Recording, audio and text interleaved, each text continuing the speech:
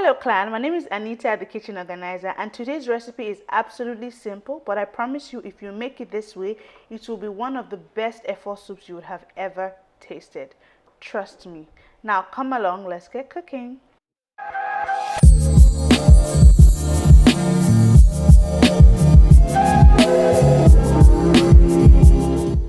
Okay, now as usual, let's start with our pepper mix. I have tomatoes. I like to use hard tomatoes or firm tomatoes for this recipe because I don't need all of that sour liquid.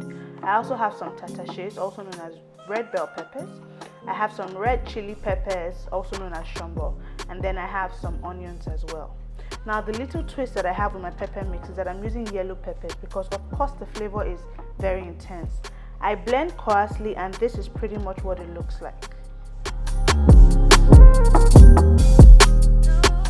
So now once we're done with my pepper mix, I move on to the next step. I start with some palm oil. I heat it up just to get rid of the curdly taste. I do not bleach it.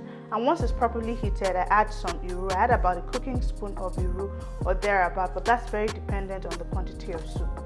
Now I flavor my oil, and that's the reason why I'm adding the iru to the oil. I also add some crayfish as well to further flavor the oil. Please make sure you're cooking on low heat so you don't begin to burn your soup from this process. After that, I add some dry prawns, some Panla Fish. I also use some fresh prawns. You can use whatever dry fish or smoked fish, stock fish that you want at this point. I kind of saute them in the oil and season the oil as well, or season them as well in the oil for a little bit, just so that they give my oil a lot of flavor. Now this is me adding some stock cubes. I also added some seasoning, some salt actually, stirred it a little, and then I removed my fresh prawns. Now if you're familiar with cooking fresh prawns, you will know that you don't want them to overcook because they get really chewy. So once I was okay with how my sauteed proteins were, and I was okay with the flavor my oil had, I removed my fresh prawns. After removing all the fresh prawns, I went ahead to now add my blended pepper mix. As you can see, there's really no water. I sieved out all the water because it was blended coarsely. If you don't have a coarse blended pepper mix, you can use regular pepper mix, but make sure you boil it down till the water is dry.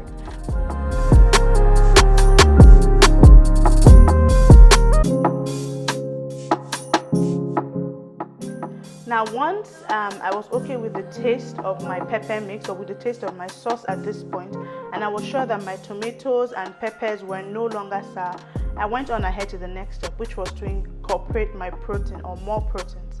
Now in this case, I used Assorted, and I properly cooked it and seasoned it, you know, with seasoning cubes and some onions, just so that it was properly seasoned. You can go ahead to use whatever protein of your choice, could be beef, could be gizzard or anything, but I love the variety of Assorted in Efo. So I went ahead to incorporate it, stirred it properly, and once it was properly incorporated, just because I want the meat and the sauce to marry a bit, I went on ahead to add a little bit of stock. Now this is an optional step. Some people absolutely do not add any liquid in their efo, but it's okay if you add a little liquid, maybe just about 1 or 2 cooking spoons, and you can leave it to cook until it dries out. Now I made sure that I continued this cooking process on really low heat because again I didn't want my sauce to burn. I just wanted the sauce and the proteins to really marry together. I wanted the meat to soak in all the flavor. This is what it looked like when it was dried out. As you can see, it's just a little oil left. And then I went on to add my Efo leaves. Now the reason why you don't want to have too much liquid or too much water in your Efo sauce is because the leaves also bring out a lot of water as well. So as you can see right now, I have put in all my leaves and the leaves look a lot, but don't worry, don't be scared. The leaves will wilt and properly melt into the sauce. So I just stirred it thoroughly. The soup was still on fire, so I didn't turn off the heat. I stirred it until my leaves had wilted and had incorporated properly into the sauce, and this is what it looks like. If you're going to be putting it in the fridge or in the freezer, what you want to do is make sure that they're still very green before you pack it, so that by the time you bring it out and reheat it, you don't lose all of the vibrance. But if you're eating it immediately, you can just cook it to the level of, you know, vibrance that you want, and you bring it down from fire. Make sure your leaf does not overcook. It was absolutely delicious. I had so many condiments and everybody loved this soup.